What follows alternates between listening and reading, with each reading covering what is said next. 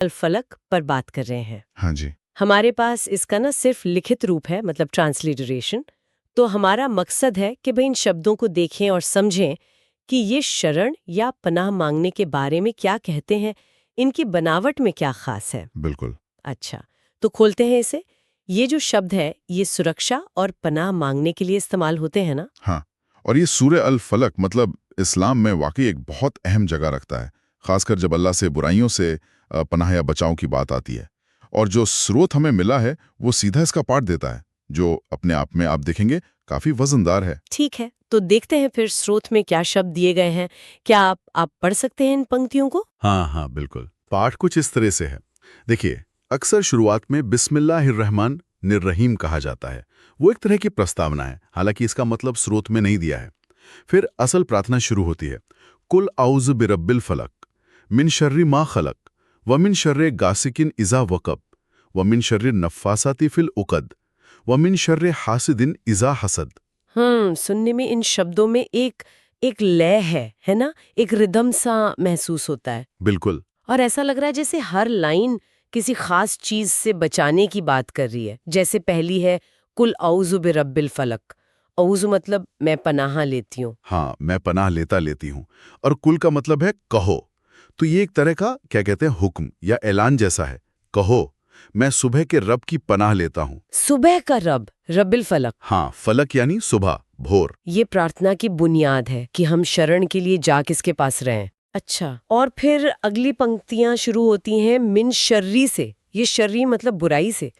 ये शब्द तो बार बार आ रहा है। हाँ हाँ, ये बहुत ध्यान देने वाली बात है। मिन शर्री का ये जो दोहराव है, ये इस बात पर जोर देता है कि असल मुद्दा है अलग अलग तरह की बुराइयों शर्री से बचाओ।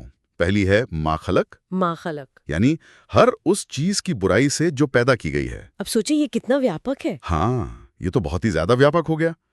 मतलब इसमें तो सब कुछ ही आ गया। बिल्कुल।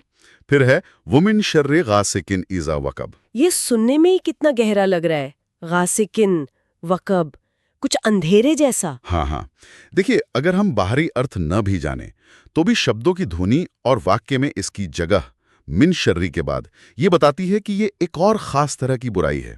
इसे अक्सर रात के अंधेरे से जोड़ा जाता है, जब वो बिल्कुल छा जाए।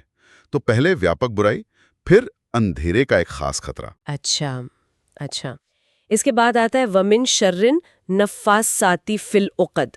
उक़द, ये शब्द गांठ जैसा कुछ लगता है ना, जैसे कोई चीज बंधी हुई हो। हाँ, उकद का मतलब गांठे ही होता है। और नफ्फासाती ये भी उसी ढांचे में है, मिन शर्री वाले। बिल्कुल वही संरचना। शर यानी बुराई से पनाह। इसे अक्सर, हाँ, जैसे आपने कहा, जादू टोने जैसी चीजों से या गांठों पर फूंक मारने वालों से जोड़ा जाता है। पर अगर हम सिर्फ पाठ को देखें तो ये एक और विशिष्ट प्रकार की बुराई है। अंधेरे के बाद इसका जिक्र है। इसमें एक तरह की छुपी हुई, शायद नुकसान पहुंचाने वाली कार्रवाई का इशारा सा लगता है। और फिर आखिरी पंक्ति है वमिन शर्री हासिदिन इज़ा हसद। हासिदिन मतलब हसद करने वाला है ना, ईर्ष्या करने वाला। सही। इज़ा हसद, जब वो हसद करे। अरे ये तो बहुत सीधी और मानवीय भावना की बात हो गई। हाँ, ये दिलचस्प है कि प्रार्थना खत्म कैसे होती है। ये एक बहुत ही जानी पहचानी एक इंसानी बुराई ईर्ष्या पर आकर रुकती है, खासकर तब जब वो ईर्ष्या सिर्फ महसूस ना हो बल्कि सक्रिय हो जाए, एक्शन में आ जाए। इज़ा हसद। तो मतलब एक क्रम सा नजर आ रहा है इसमें। पहले आम बुराई, फिर अंधेरा, फिर वो गांठों वाली बात, और आखिर में ये इंसानी भावना हसद। हाँ, ऐसा कहा जा सकता है। ये सिर्फ शब्दों की एक लिस्ट नहीं लगती है ना? नहीं, बिल्कुल नहीं। इसमें एक तरह का भाव है, शायद खतरों के प्रकार के हिसाब से, या वो कैसे सामने आते हैं उस हिसाब से। तो सिर्फ इन शब्दों को देखने पर भी ये संरचना और ये दोहराव मिन शर्र वाला ये साफ नजर आते हैं। बिल्कुल। और ये दिखाता है कि कैसे कुछ चुने हुए शब्दों को एक खास लय और क्रम में रखकर पनाह मांगने का एक शक्तिशाली तरीका बनाया गया है। यहाँ दिलचस्प बात यह है, और ये सच में गौर करने लायक है, कि शब्द बहुत कम है लेकिन सुरक्षा का जो दायरा महसूस होता है वो बहुत बड़ा है। हाँ, ये बात तो है।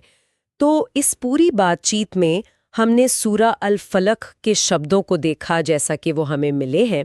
ये साफ है कि ये एक ऐसी प्रार्थना है जो अलग अलग तरह की बुराइयों से ऊपर वाले की पनाह लेने पर उसी पर टिकी हुई है। और इसकी बनावट खुद इस बात पर जोर देती है। हाँ, और ये दिखाता है कि भाषा, खासकर जब उसे दोहराया जाए, और वो विश्वास से जुड़ी हो, तो कैसे सुरक्षा और एक तरह के सुकून का एहसास दिला सकती है।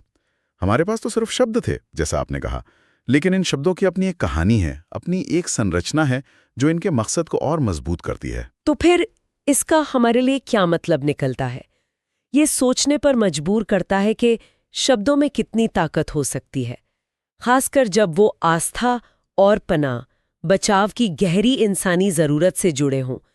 ये सिर्फ शब्द नहीं रहते, एक तरह का कवच बन जाते हैं शायद। बिल्कुल, और ये एक सवाल भी खड़ा करता है सोचने के लिए कि क्या अलग-अलग संस्कृतियों में, अलग-अलग विश्वास प्रणालियों में जब लोग पनाह या सुरक्षा मांगते हैं, तो उनकी प्रार्थनाओं या अभिव्यक्तियों की संरचना में भी कुछ ऐसी ही समानताएं मिलती हैं?